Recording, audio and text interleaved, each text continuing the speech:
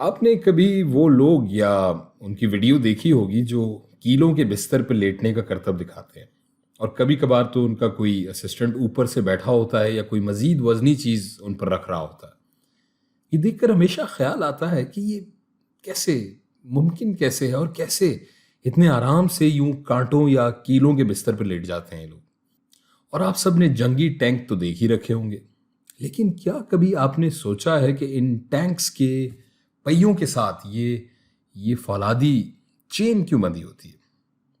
اب بظاہر یہ لگ رہا ہے کہ ان دونوں باتوں کا بھلا آپس میں کیا تعلق ہے، لیکن ان دونوں مثالوں میں موجود سوالوں کا جواب طبیعیات یا فزکس کے ایک ہی کانسیپٹ سے جڑا ہے، اور وہ ہے پریشر، یا جسے اردو اصطلاح میں ہم کہتے ہیں دباؤ۔ پریشر کو سمجھنے کے لیے کچھ اور روزمرہ مثالوں کو ہم دیکھتے ہیں۔ مثلا جب ایک کیل کو ہتھوڑی سے ہم کسی لکڑی میں ٹھوکتے ہیں تو وہ کیل اس لکڑی میں چھید کر کے اندر گھس جاتی ہے، لیکن فرض کریں آپ کیل کو الٹا کر کے اسی لکڑی میں ٹھوکنے کی کوشش کریں اور اتنی ہی قوت سے ٹھوکیں جتنا پہلے لگائی تھی، کیا اس بار بھی یہ کیل لکڑی میں چھید کر کے اندر گھس جائے گی؟ نہیں نا۔ لیکن آخر کیوں؟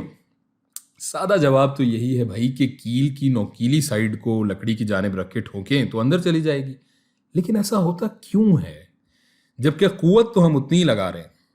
ذرا سوچئے۔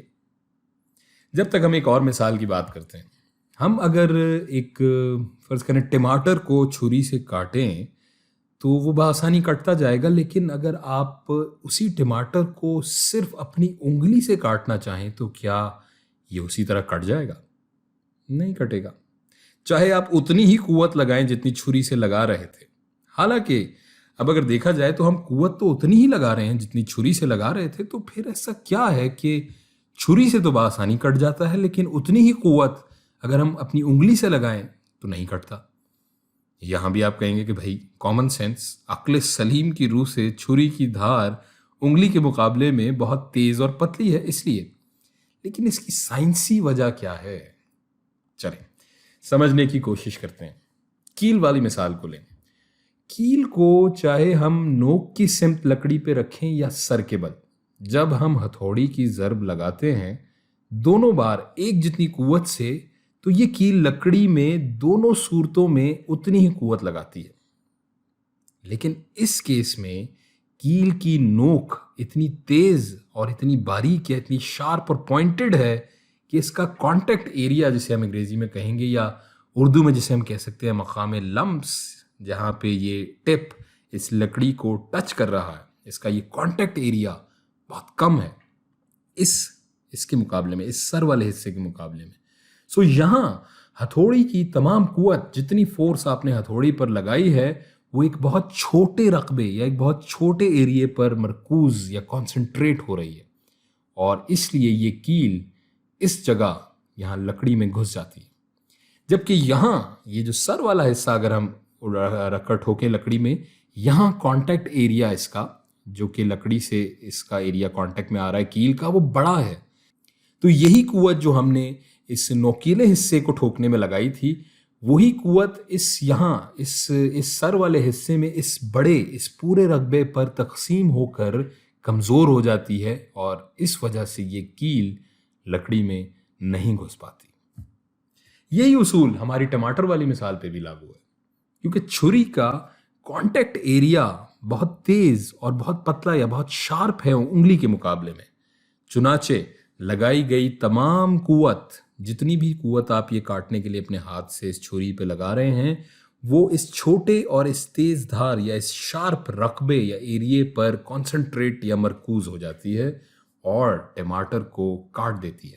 جبکہ اتنی ہی قوت جب آپ بڑے رقبے، جو آپ کی انگلی ہے وہ آبویسلی بظاہر ہم دیکھ رہے ہیں کہ چھری کے مقابلے میں انگلی جو ہے اس کا رقبہ یا ایریا بہت زیادہ ہے، تو اتنی ہی قوت جب ہم انگلی پہ لگاتے ہیں تو وہ قوت اس بڑے رقبے یا بڑے کانٹیکٹ ایریا پہ تقسیم ہو جاتی ہے اور کمزور پڑ جاتی ہے، اور ٹماٹر کو اس طرح نہیں کاٹ پاتی جیسے کہ چھری کاٹتی ہے۔ تو ہم نے دیکھا کہ کسی چیز کو کاٹنے یا اسے چھید کرنے یا اسے توڑنے کے لیے قوت کی مقدار کافی نہیں، بلکہ اس قوت کا ارتکاز या उसकी कॉन्सेंट्रेशन भी अहम है। और क़ुव्वत के इस इर्तिकाज़ या अंग्रेज़ी में जैसे हम कहेंगे कॉन्सेंट्रेशन ऑफ फोर्स को हम कहते हैं प्रेशर। और इस प्रेशर का फॉर्मूला होता है pressure is equal to force per unit area.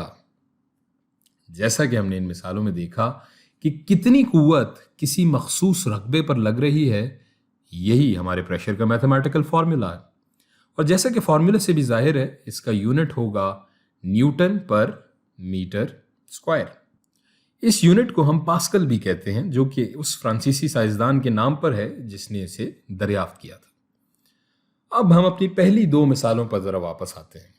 कीलों के बिस्तर पर लेटने वाले बिस्तर में कीलों की तादाद अपने वज़न की क़ुव्वत या फोर्स के मुताबिक रखते हैं ताकि उनके वज़न की क़ुव्वत ज़्यादा से ज़्यादा कीलों में या उसके कॉन्टेक्ट एरिया पे तकसीम हो जाए, और यूं उनके लिए इस बिस्तर पर लेटना निस्बतन आसान होता है। फ़र्ज़ करें कि इस बिस्तर में अगर 1000 कीलें हैं, तो जो भी उस कीलों पर ऊपर लेट रहा है, जो शख्स भी वो करतब दिखा रहा है, उसका पूरा वज़न 1000 कीलों के जो नोक है उनके रकबे पर तकसीम हो जाएगा। लेकिन फ़र्ज़ करें 1000 की बजाय अगर 10 कीलों पर लेटना हो उसी वज़न के साथ, तो हर एक कील पर 100 गुना ज़्यादा प्रेशर होगा और चोट लगने के चांसेस भी उतने ही ज़्यादा होंगे। अब आते हैं अपनी टैंक वाली मिसाल पर। जंगी टैंक स्टील से या फौलाद से बने होते हैं और उनका वज़न टनों में होता है। तो अगर उनके पहियों में ये फौलादी चेन ना हो, तो उसके पहियों का जो रकबा या जो उसके पहियों का कांटेक्ट एरिया जो ज़मीन से कांटेक्ट में होगा, वो बहुत कम होगा। यहाँ अगर हम देखें तो यूं इस टैंक के वज़न की क़ुव्वत का इर्तिकाज़, यानी कि इसके टैंक की जो वज़न है, उसकी फोर्स की जो कॉन्सेंट्रेशन है, वो उसके पहियों पर बहुत ज़्यादा होगी, जो कि टैंक को ज़मीन में धंसा देगी और चलने में मुश्किल पैदा करेगी।